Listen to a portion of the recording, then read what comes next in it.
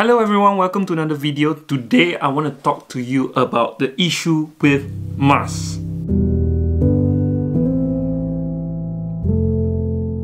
So many of you would know that in the UK, the government and a lot of its citizens do not believe in masks for some reason.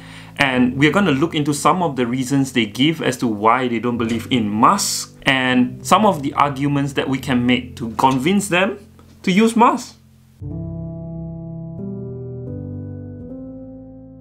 So the first excuse you're going to hear is masks do not protect me, so therefore I shouldn't wear it. So this is one thing that is confusing because of the guideline from WHO. WHO says that you should only wear a mask if you're unwell. And the reason for that is because masks do not necessarily protect you from the virus. Well, that may be true, but the problem is, how would you know whether you're unwell? So the problem with coronavirus, now that we found out more about it, is the fact that you can be contagious even if you do not have any symptoms. So it's impossible to know whether you're healthy or not. So for example, you got COVID-19 over here, and then for the next 13 days or 10 days or 6 days, you feel so healthy, so well, because you have no symptoms. So you've been out and about doing your groceries or your daily exercise outdoor, and then you've been infecting everyone, right? Everyone over here until eventually you get the symptom right here. And this is the only time that you actually wear a mask. By that time, it's already too late. You've already infected so many people. So the idea is you should always assume that you are unwell because we're not going to know. I'm not going to know whether I'm well or not well right now. So it's best to just wear a mask. And while WHO is right to say that masks cannot protect you from the COVID-19, mask is one of the three-legged stool that can help prevent further infections, especially if we want to avoid a second peak of outbreak. A stool cannot stand on two legs or on one leg. It has to stand on three legs. And mask is the third leg. So the first leg is social distancing, and then hand washing, regular hand washing, and then masks. So what we're saying is, essentially, mask is not the be-all solution to this. It is one of the solution. It is proven. And then consider this other scenario, right? So you have Ali and Aming here, walking side by side. And they are still maintaining social distance. You see, that's a 2-meter social distance here. And I purposely drew a park because that's where everybody is right now in the UK. The parks are full, guys.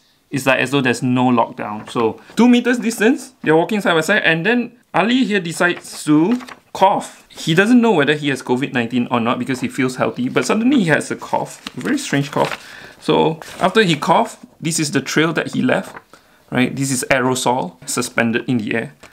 And then after that, Ali decides to continue walking straight. So he left the area, and then Aming comes over. By this time, the aerosol may be less, but because Ali and Aming are both not wearing masks, Aming is now exposed to this aerosol whatever, right? If you watch the video in Vox, it's going to show you like a very nice video representation of how far your liquids go when you cough or sneeze. And this is not even an exaggeration. It's going to go really far, and it's going to stay for a long time, right? So Aming walks over without a mask on. Now he's exposed to this, right? And then he gets sick. And then after that, because he didn't know he has the virus, he goes around and infecting everyone. Now consider a different scenario.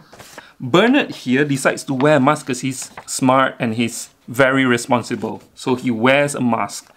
And then you have Mutu as well. Mutu also decides to wear a mask because he is also responsible, right? So both of them are maintaining 2-meter distance.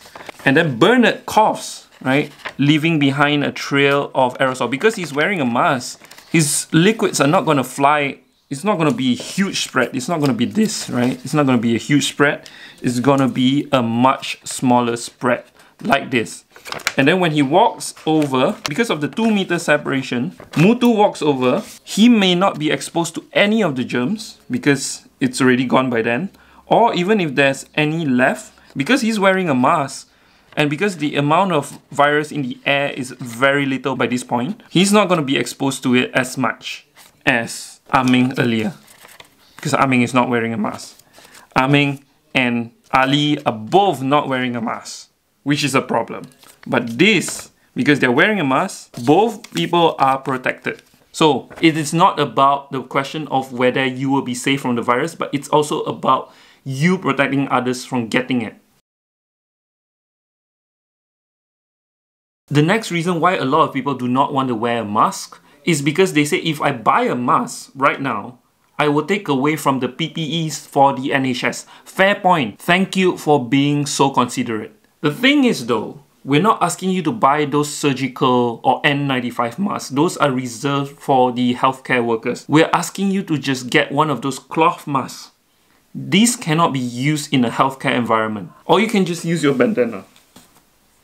Equally effective for all the scenarios I mentioned just now. And there are also a bunch of other DIY tutorials on YouTube where you can make your own face mask from tissue paper, from things you can find at home. Last reason is people are saying that if you don't go out, you're not going to need a mask. So don't go out, stay at home. The problem, unfortunately though, is that a lot of the people that I see are saying these kind of things are the same people that you end up seeing in the parks every day, walking or chilling or just sunbathing, grocery shopping, or even holding private gatherings at home. We're not saying that you should wear a mask at home. You don't have to wear a mask at home. If you stay at home, definitely you do not need a mask. But the problem is some of you guys need to be out. Like for example, if you're an essential worker, or if you need to deliver items for the elderly, or if you need to do some last minute grocery shopping because you ran out of food, are you going to just starve at home? No. The thing is, sometimes you may need to be out, and during those times, you need to wear a mask. But of course, I'm not saying you should go out. I'm saying stay at home. Stay at home as much as possible. Nobody is saying you can go out. Nobody is saying that, alright? Just stay at home, and if you need to go out, wear a bloody mask. Another reason that people do not want to adopt masks is they say it's an Asian thing, you know?